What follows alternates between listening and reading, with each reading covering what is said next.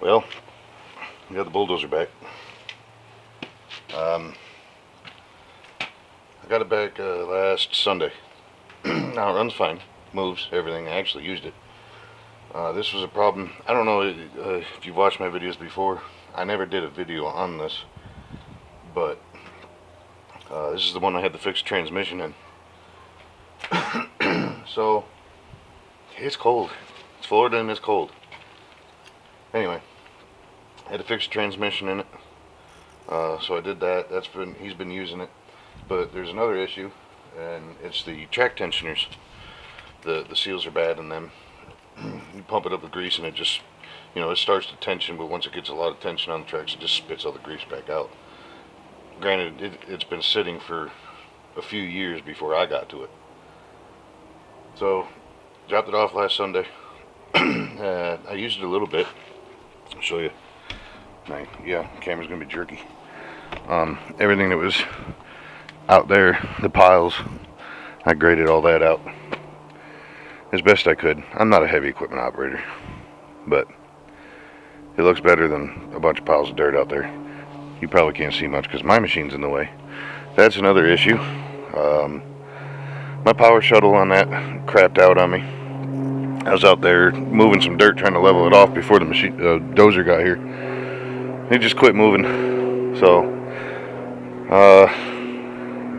last Sunday, also before the bulldozer got here, I ripped the power shuttle out of it. So that's got to be rebuilt. That'll be another video. Anyway, what I got going on here, like I said, the seals in the track tensioners in there are bad. It's got covered in dirt right now, yeah. So I put some blocking under the rear and picked the machine up with the blade enough to move the tracks. There's master links in these. They are located by these holes, the only center holes on every pin. You take the pads out on both sides of that pin on both tracks, which I've done, and I have been fighting to get these pins out.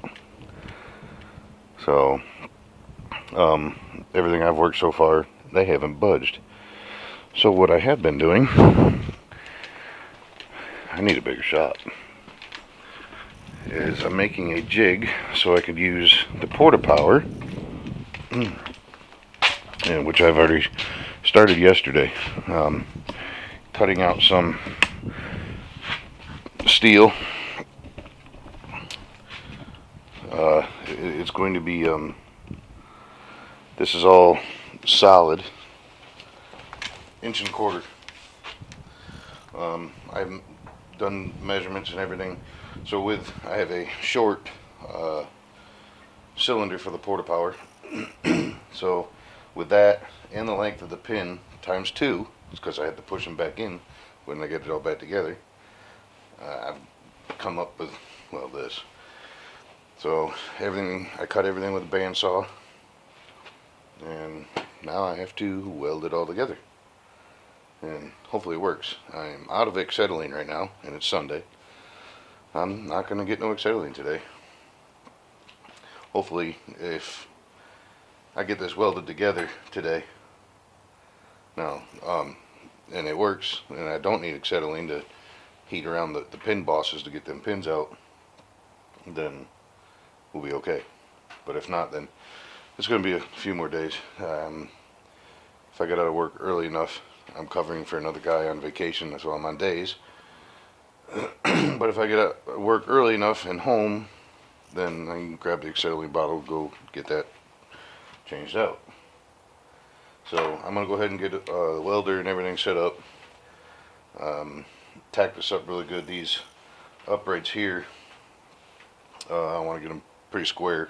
Now this is one. I have enough for 2 of these, and they're going to be spaced. The pins are 1.25 inches. So there's going to be 2 of these. I'm going to make little spacers. I have to cut still to space it out a hair over 1.25 inches, so the pin These are going to be sitting like this, like I said, with spacers in them, so the pin can slide through where I'm pushing. It'll make more sense when I get it done. So let me get all set up. Actually, you know what? There's so many welding videos. I'm going to get this built. Then I'll bring you back and see if I can get some pins out. So, alright, I got it welded up. Sorry if the bandsaw is too loud. I got another piece cutting. So I welded it up and set it up. And I had to cut a piece to help push. Obviously, mild steel isn't going to be strong enough. So I got I guess it was a pin or a bolt out of something that I'm cutting down. We'll get that cut. Set it all back up again and see if we can get that pin pushed out. I may have to put like a trellis brace over this back because it looked like the whole thing was bowing. We'll see. So give me a second here and let me get this piece that's in the bandsaw. Try it again.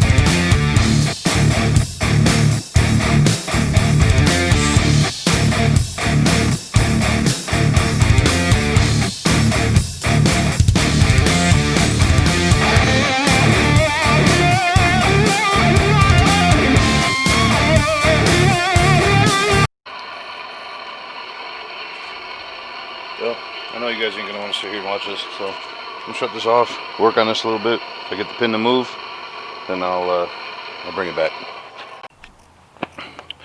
Alright, so the jig I made didn't work. Them pins are not coming out. So Dennis was helping me. He went in the house to eat real quick, and I finally got the other idler out, but we just rolled the track off of it. They had angle iron welded in. I don't know if you're going to be able to see, but they had angle iron welded in here to a notch to keep the tracks kind of tight. Well, it obviously didn't work, so I cut the angle iron out. Push idlers in with a forklift, raised the machine up with a blade, and then yeah, we worked the track off with some pry bars and obviously to help with the machine.